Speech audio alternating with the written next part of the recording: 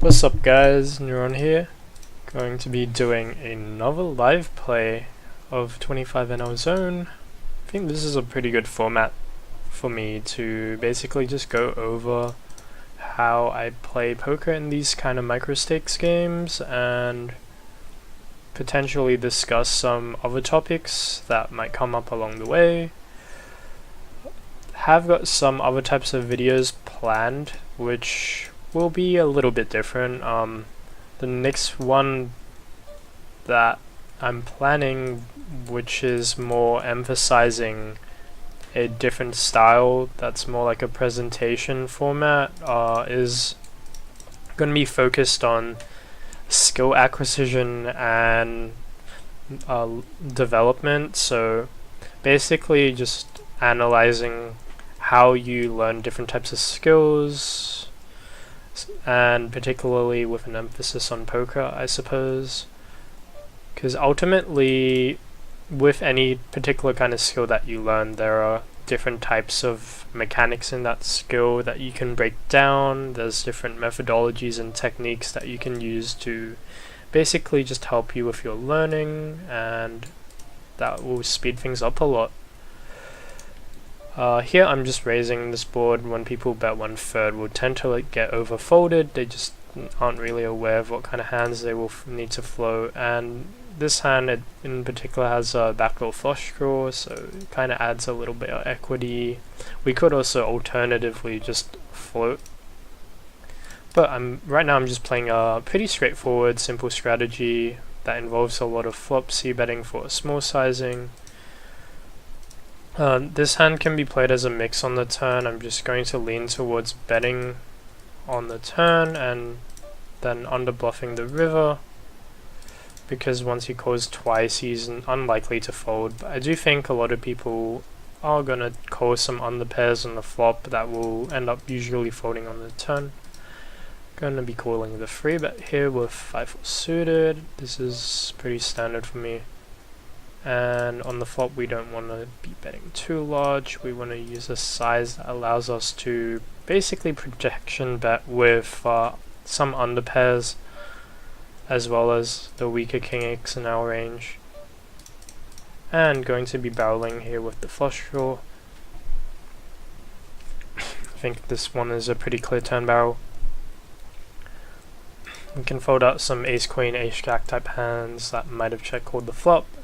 And I mean, occasionally you see some people just call again because, well, the board double paired, right? But when people check in a 3-bet pot, especially at micros, they're just going to usually be on the weaker side. Here I think we just want to raise this against a donk lead.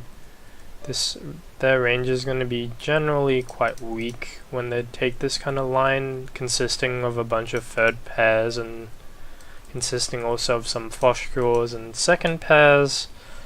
And I don't think there's any reason to continue raising once he actually donk leads again. On the river I think this is a pretty clear check. I would bet something like a jack or queen high flush or better. I'm not that surprised that he does have king 8 suited here. This hand obviously should be just folded pre-flop, but against recreational players would just occasionally have these kind of hands. Well, not occasionally, but usually have these types of hands. Here we have a double gutter. I'm actually thinking about just raising here, mainly due to the fact that I think a lot of jack 10 is not going to be betting the sizing on a double flush board. Here I'm just going to be folding. I think against that sizing it's a bit close, but I'm completely fine with just folding there. On the river we have a pretty weak hand. On one hand we also have some showdown, so I think just giving up is also fine here. I think we expect, in general I'd expect the turn to basically be overfolded quite a bit unless they have some kind of draw. And then on the river that they're really polarized, so I think we can just hero call here and expect a lot of bluffs. really surprised to see the king jack there. And like his turn call is just atrocious because the kind of range that we're representing when we go for the raise is going to be super knotted. But basically, the reason I actually go ahead and call there is with this particular combo of 10-9, we unblock both the flush draws, so there's the spade and the diamond flush draw, and we also block the jack 10 straights that he could have in that spot. Here, I think this is pretty close given that the board is monotone. We would definitely prefer to have a spade when calling, and the pot was multi-way. Also, the ace there gives him top pair if he had the ace of spades, which is a hand that would be likely to play the way he did. That said, let's think about what kind of ace x of spade offsuit combos he can have. Well, I guess the most apparent ones could be ace queen and ace jack. In this spot he min raised. Okay, so let's just check that again. He called a min raise. We basically went for a free bet, and he called the free bet. So when he calls, when we check and then he bets the flop and then barrels, I think generally this is going to be quite strong, especially with the ace also perceiving to hit our range quite a bit. Especially if we check call, we have a lot of ace x of spades as well in our range. That kind of leans me towards folding because we have a lot of good hands that we can continue calling with, as well as just this being one of the weaker hands in our range. Against this sizing, we would just be continuing to call now since we have a pair and a gut shot. And on the river, I'm just checking, no reason to bluff. Just typically don't see a fish folding there versus a bluff. I think flop call there is pretty standard against the size he picked. If he made it larger, we could probably consider folding. Here I'm folding with the 7-6 versus in open and free bet. But yeah, definitely don't want to try to bluff this guy generally, because when someone raises this kind of flop, they will tend to have an ace or better. But this guy, you can see, has actually decided to raise a bit more merge than that. So we ended up losing, but on average I don't think this is a very good play from him, given that he will mostly lose when we do continue, and he's not really, unless we're betting our entire range, and even if we are betting our entire range, this hand's just gonna still realize equity better as a call than as a check raise. So just prefer playing it as a call if I were him. But yeah, you do see recreational players decide to go for that line occasionally. Here this hand is just now going to be fold once there's a raise, call and free bet from the earlier positions. Particularly in the small blind, I just don't want to be playing that kind of hand as a flat call, so just completely avoiding the situation. Here we have jack 6 of diamonds, which will be a very clear defend when facing a min raise. This guy does have 50 BBs, so it's gonna make us want to call a lot of hands, even if they're like somewhat marginal. And a very easy stab on the turn. I think he might have timed out or something, I'm not sure, but he ended up checking back on the time bank, and then when that happens you kind of just stab, and I think it has autofold on this website, I'm not sure. Again, just betting, keeping it simple and getting check raised. We're not going to continue with that hand. Occasionally you can float some of these types of hands if you notice that your player pool is being aggressive, but in general I find that people don't check raise the flop enough, so what that means is you're now incentivized to c-bet more than you're supposed to according to the solver, and a whole bunch of other things as well that you can do to exploit that.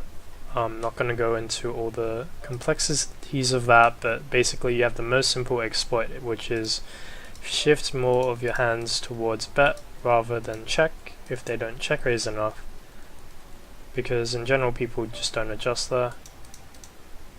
And even if they do start check raising you more, you're still in position, so you'll still realize quite a lot of equity.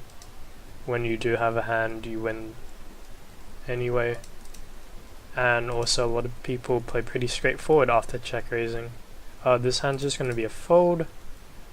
You could consider opening it. I think even this hand is on the looser side, but you can definitely get away with opening wider at the micros because of how poorly people play, especially out of position.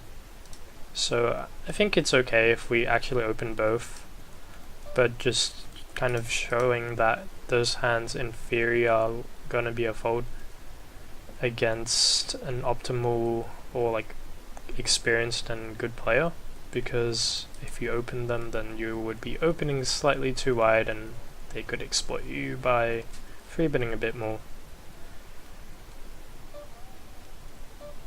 Jack 4 suited, going to be a clear open as well.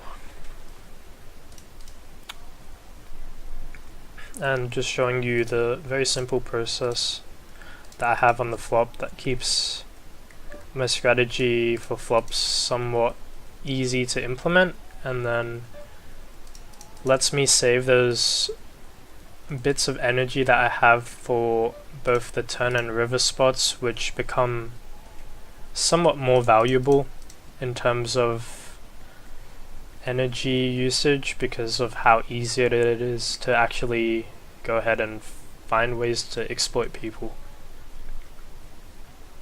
So King 6 is going to be a fold versus a 3x.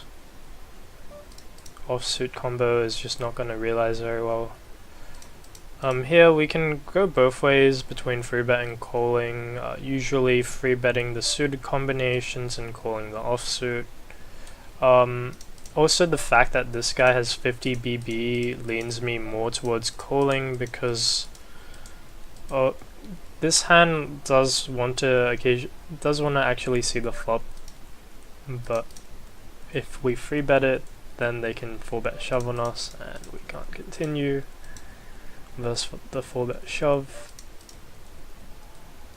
But on the other hand, there's also the argument that people don't actually 4-bet you aggressively enough, and you could also just squeeze that. So I think both options are reasonable. Just decided to play that one as a call.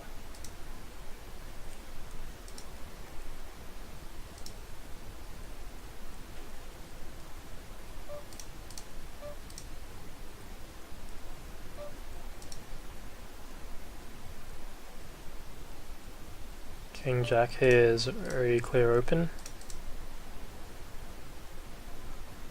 Generally when you're open raising, you want to look at who's in the blinds. On this kind of site you don't have actual access to HUD stats, but you would also take those into account, so you would look at their VPIP, PFR as well as their free bet and forward to steal stats. Generally multi-way, I don't think it's that great to be betting very much, if at all, when you're out of position. You can do it when you're in position, but it just doesn't usually work as great when you're out of position, since you get floated quite a bit.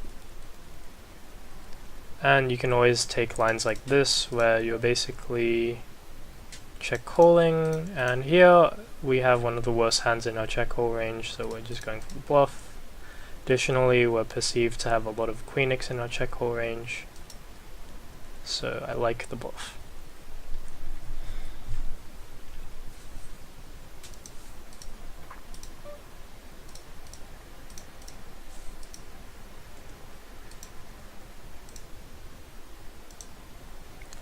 in terms of what kind of hands he can fold, well, depends on the type of player against, but you'll see some people just protection bet in position and stab a lot with all kinds of random stuff. So can fold some underpairs there, and then occasionally, well, if we pick the size we did, we can fold some weaker a6. This is going to be a free bet. Sizing down slightly due to him being short stacked. Also, this guy will be getting it in against if he jams, since he's also quite short, so we'd have good odds to call. And against this jam for over 100 big blinds, it's a very easy fold. Let's see, that jam there is probably not going to be a hand worse than king queen. So probably calling something like queens plus ace queen suit, probably not ace queen suited, but queens plus ace king, some kind of range like that against a shove.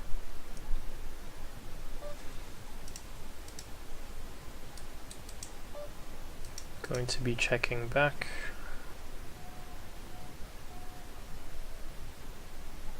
And against the sizing, we just call the river. Don't think there's any merit to raising, given that he can have a bunch of 4x there and 5x, as well as some better queens. Although I do think some of those other hands are betting, the stronger hands are likely betting a bit larger. I think his line with the 9s there is actually pretty good if he thinks we can hero call with some ace highs, so I don't mind his bet.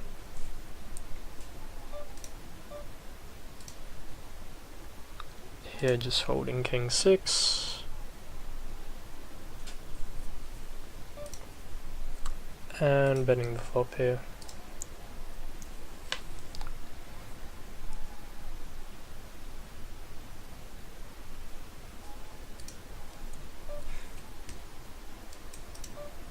Checking the turn.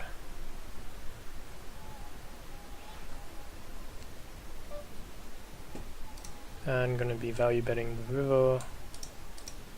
Expect most 10x to just go ahead and bet.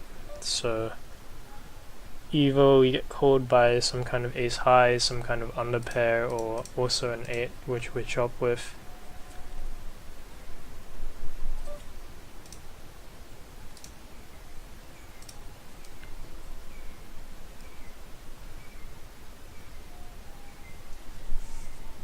King queen offsuit here will just be a fold from the small blind, since an under the gun razor and a middle position call happened, which makes this hand not a very good one when it's offsuit.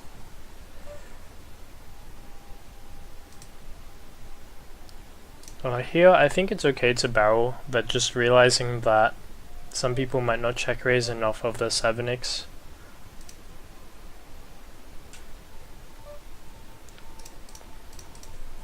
They're still calling the queen x though. This will be a 4 bet, usually out of position. At these stakes, I think it's actually more of a 4 bet fold to a 5 bet, but you still want a 4 bet mainly because calling with that hand out of position is just not going to be doing very well. So you just want to 4 bet and get them to call with some of their worst hands, which people will start to do when it gets deep stacked. The ace turns pretty good for us. That said, this kind of hand will generally be a bit too strong to be bluffing with.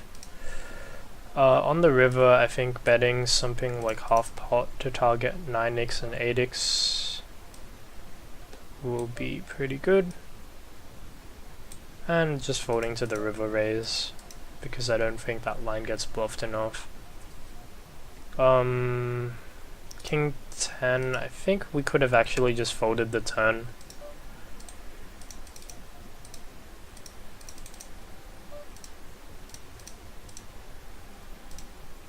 but it's close, it's close. With the double flush draw board, it's gonna be more of a fold than a call.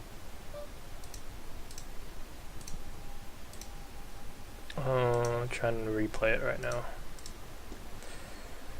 Okay, now this one we're just full betting it and getting it in. We get a very unusual play. In general, in these spots I just bet small on the flop.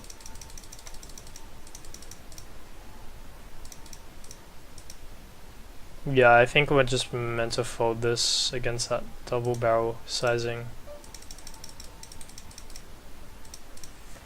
And here I'm just folding because people don't really jam into you unless they have a pair.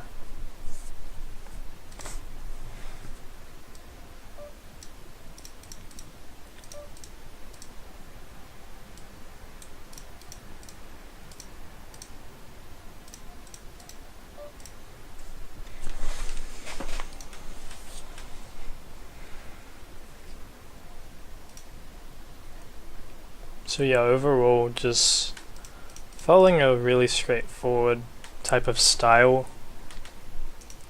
for most of my earliest straight decisions, and then starting to be a bit more exploitative on the turn and on the river. Usually you'll find pretty big deviations from what the optimal ranges will look like across the multiple streets. Like even myself, I'm not going to be playing at exactly equilibrium, and I don't think it's incentivized either. A lot of the time the strategies on turn and river are kind of mixed, but ultimately there's enough exploitative play to be had when you consider how people are responding to certain bet sizes that you can pretty much play pure strategy with a lot of those hands. I think I just prefer to fold this, although you could also argue for overlimping or ISOing. Just don't think that hand adds that much EV. Board where we want to bet small, and treating this pretty much as a check, so this hand goes into the check call range or the check check range in this example, and this will be a call again, given that there are a lot of spade flush draws possible. Also, when you think about the type of range this guy's betting, it's not going to consist of that many strong hands when he picks this sizing. I mean, you could see some, but generally, usually a very weak bluff heavy line when he just bets that small on the flop. He did actually pick up a flush though on the turn.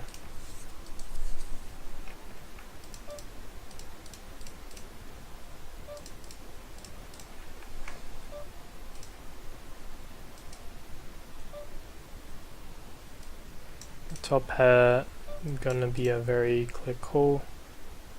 Don't want to be check raising this type of hand on the flop.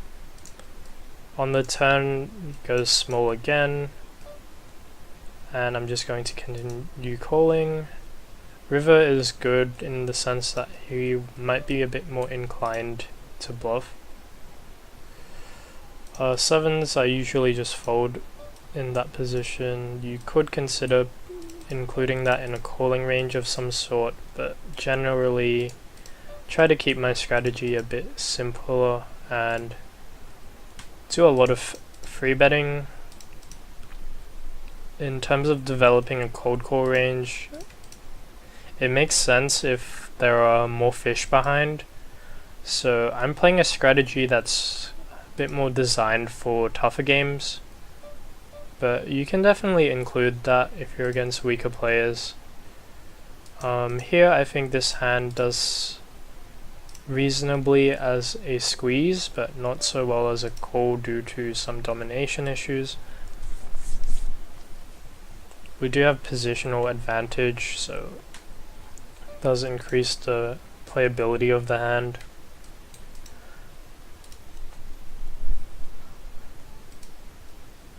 And obviously on these kind of boards you just want to bet small. This hand can go both ways between free betting and calling. Just betting a little on the half pot, which leaves me in a good stack to pot ratio for the river for a shove. And just folding the 7 high there.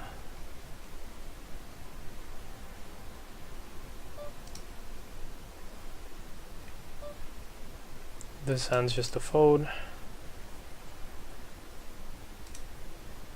It is against a min raise, so if you were playing with antes, you could probably continue with that hand either as a free bet or as a call, depending on players behind. But 25 NL, pretty high rake environment, so not a great idea to continue that wide. Generally you will be stacking off here with these kind of hands. I think occasionally calling them is okay. Here we're deeper than 100 BB, so I'm just going to be playing this one as a call. And also playing this one as a call again, because I want to just basically allow him to continue bluffing if he has something like ace king with a spade. And he's also gonna, if he has jacks there as well, then he's also jamming jacks. And jack should definitely be part of his 4-bet range at some frequency. I'm sure some people actually will flat their jacks combinations against a free bet, but I think small blind versus big blind, the ranges are wide enough that you will actually want to consider just 4-bet getting it in a lot of the time, especially 100 BB deep, but maybe not when you're like 150 BB deep, because then it just becomes a bit worse to stack off as wide. Checking, pretty good board for the in position range, and plus the fact that we're out of position makes it not so great to see bet. Particularly on the flush board, where we'll have to continue barreling if we bet this hand a lot of the time. So I prefer playing that as a check call. Here we are deep enough that we can be free betting a lot of these suited aces, and people don't play that well out of position and tend to call too much, so we can over realize our equity. Betting very small on the flop here. This kind of combination we can raise on the flop since we have a pretty decent hand. In terms of strategy here, I like betting again. He's calling any backdoor flush draws he has, and any front door flush draws as well. And once he does, like, this is pretty interesting. I don't think people raise here too often as a bluff. So also ace jack will make up some of his pre-flop range, so I'm just gonna fold. Did end up timing out. But basically I just think this range is very equity driven. So when the reason I choose the small sizing on the turn is because I think that the way people play incentivizes me to pick that sizing and allows me to define their range very well, while extracting some thin value from some hands that will call on the turn but might not bluff the river. Also allows me to just avoid having to bluff catch the river as well, so I can kind of keep my range uncapped there, and I can basically just force my opponent into a part of the game tree that I will likely be a bit more familiar with than they are.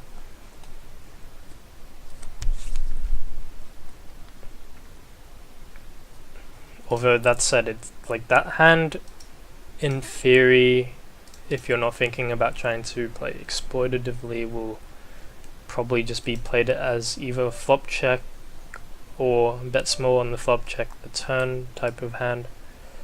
Here I want to be betting small on a 4 flush and basically just getting him to hero call with some non a6 of heart hands.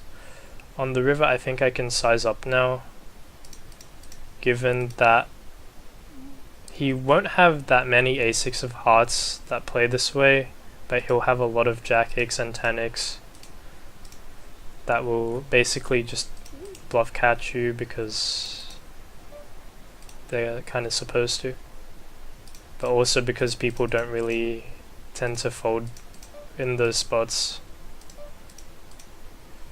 Here on the river, just going to be betting half pot to fold out some of the weaker hands in his range. If he has a spade, I'm gonna lose anyway, because I think those will mainly just be playing as a call. So just betting a sizing that achieves what I want it to, so try to fold out some 6x, some straight draws, and I also think an ace will fold. So I think that's the preferable sizing though. I'd also be betting most of my flushes that sizing, so if I had a king, queen or jack with a spade in it, then I would probably pick that size.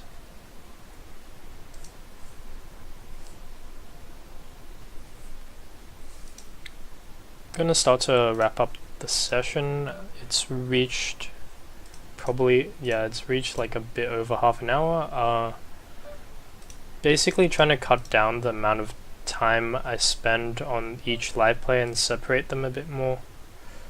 Here we can bet really small, or we can even check. And now just checking the turn. He's very short stacked, which is why I'm doing that.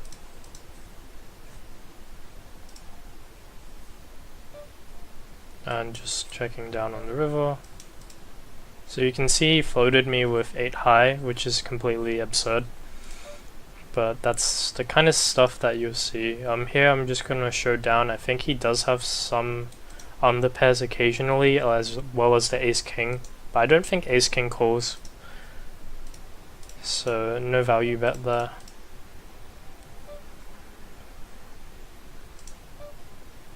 Fours, just folding.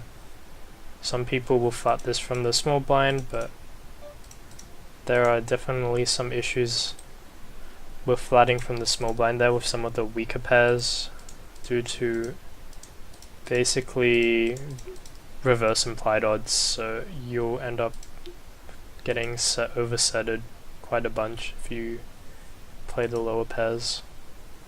So it's even though you have implieds, you also have reverse implieds. Okay guys, hope you enjoyed that video. Leave some comments, subscribe for more, and see you in the next one.